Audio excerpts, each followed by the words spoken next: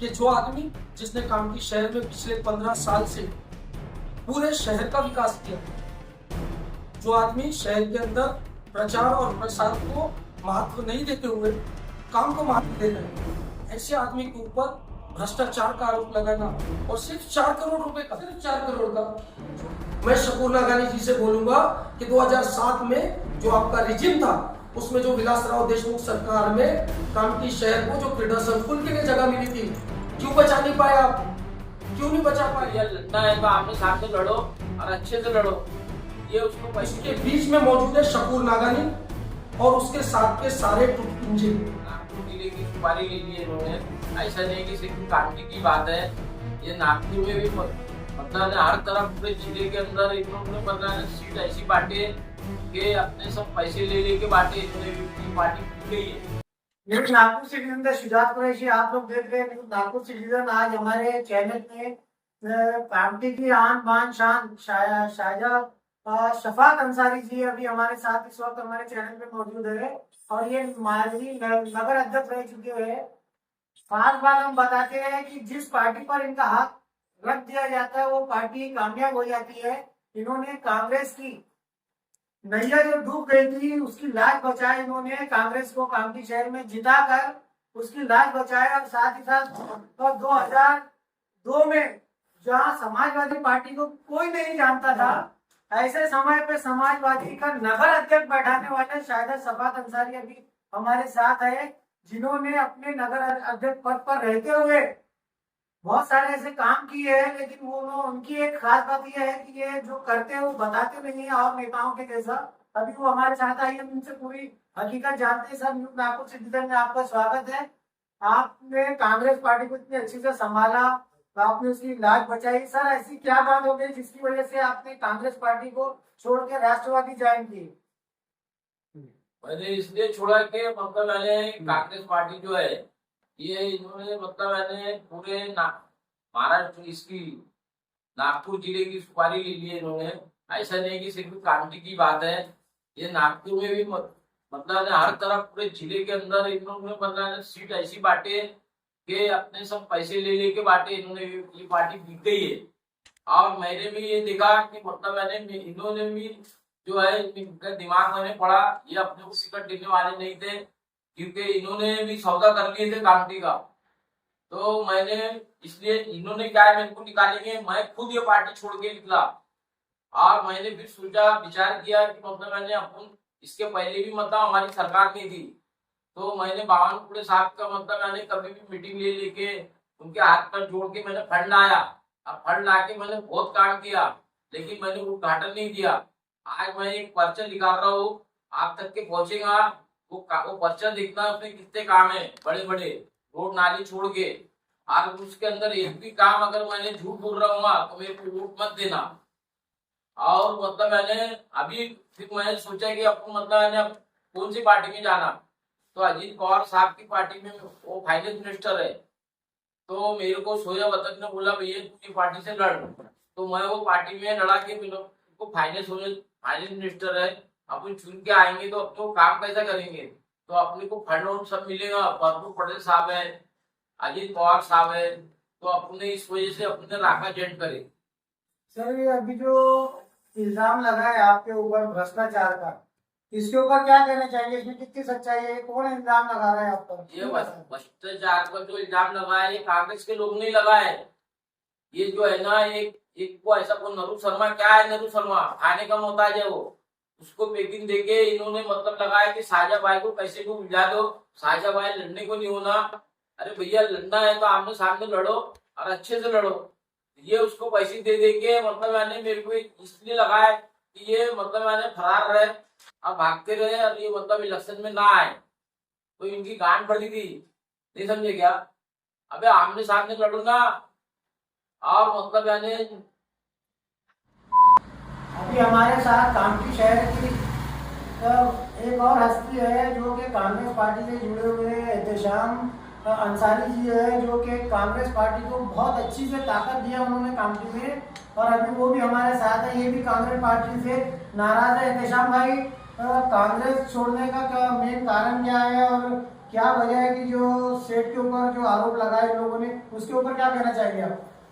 मैं सबसे पहले सुजात भाई आपके इस वॉर रूम में आपका बहुत ही तहे दिल से शुक्रिया अदा करता हूँ कि आपने कामटी के चुनाव को मद्देनज़र रखते हुए और चुनाव की गंभीरता को समझते हुए हमारे नगर अध्यक्ष के कैंडिडेट एनसीपी अजीत पवार गुट के कैंडिडेट श्री शाजा शफात अंसारी को यहाँ पर बुलाया। उनके मन की बात को रखने के लिए अपने अपने वीडियो के माध्यम से हमें यहाँ बुलाया। आपका बहुत बहुत धन्यवाद। सुजात भाई, मैं सबसे पहले आपको बताता हूँ कि मैं कांग्रेस पार्टी का पिछले 15 साल से सक्रिय भूमिका में एक ईमानदार कार्यकर्ता के रूप में पार्टी के अंदर रहा। मैंने हमारे नेता सुरेश भोयर साहब का हर समय बड़ी ताकत के साथ काम किया पूरे कामटी विधानसभा के अंदर। और मैं आपको ये बताता हूँ कि मैं हमेशा अपनी लाइफ में जिस मर्तबा सुरेश भोयर साहब को हमारी ज़रूरत पड़ेगी हम उनके लिए हाजिर रहेंगे। रही बात कि शाजा शफात अंसारी इन्होंने कांग्रेस क्यों छोड़ी, तो सुजात भाई मैं आपको बताता हूँ कि कांग्रेस पार्टी के जो मेन लीडर्स है इसमें सांसद बबलू जी बर्वे जो कि एक एक्सीडेंटल आमदार एक एक्सीडेंटल खासदार है। बबलू बर्वे का चुना जाना ये एक एक्सीडेंटल है, वो कोई खासदार नहीं है। उन्होंने और जो कैंडिडेट कांग्रेस का है उनके भांजे श्री आसिफ सिरमतिया, उनके भाई आरिफ सिरमतिया, इन्होंने षड्यंत्र रचकर सबसे पहले शाजा शफात अंसारी को भ्रष्टाचार के आरोप में घेरा। बेबुनियाद आरोपी की वजह से कोर्ट ने उन आरोपों पर श्री शाजा शफात अंसारी को बेल दी।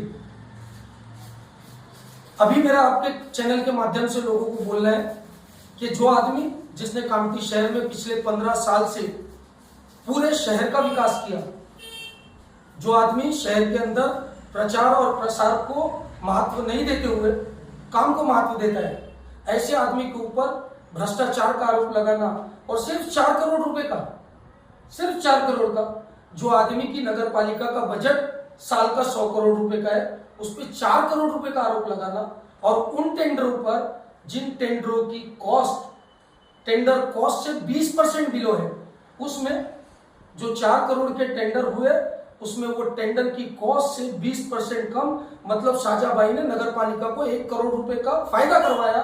उन टेंडरों पे भ्रष्टाचार का आरोप लगाना ये कहाँ की सही बात है। अब मैं आपसे सीधी सीधी बात करता हूँ चुनाव की, कि शाजा शफात अंसारी ये एक बुनकर समाज से आती है।